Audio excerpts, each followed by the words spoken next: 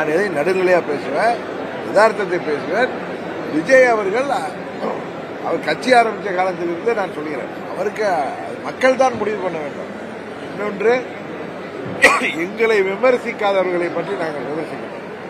நேற்று கூட நான் சொன்னது, ஒரு பத்திரிகை துறையை சேர்ந்த நண்பர் அவர் தலைமையை ஏற்றுக்கொண்டு நீங்க போவீர்களான்னு கேட்டது, ஒருவரை ஏன் இப்படி குறைச்சு பேசுகிறீர்கள்? நீங்க தானே சொல்றீங்க அவருக்கு 15% இருக்கு, 20% இருக்குன்னு, எதுக்கு அவரை அப்படி பேசுறீங்க? ஏன் அவன் கூட போனா என்ன?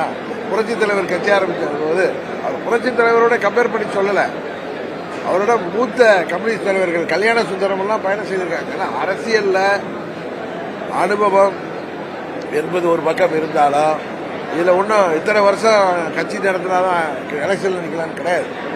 அவரும் ஒரு மக்கள் விரும்புகின்ற நடிகர், அவரு ஒரு துணிச்சலா ஒரு கட்சி ஆரம்பிச்சிருக்காரு. எத்தனையோ பேர் பயப்படுறப்ப அவர் ஆரம்பிச்சிருக்காரு.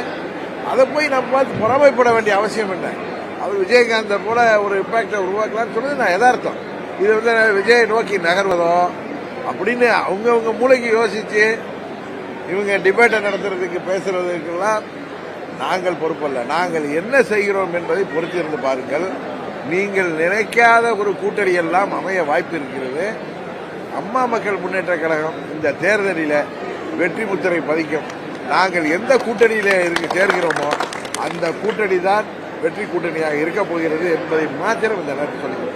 பிளே ஸ்டோர் மற்றும் ஆப் ஸ்டோரில் இருந்து பாலிமர் செயலியை QR கோடு மூலம் பதிவிறக்கம் செய்யுங்கள். செய்திகளை உடனுக்குடன் பெறுங்கள்.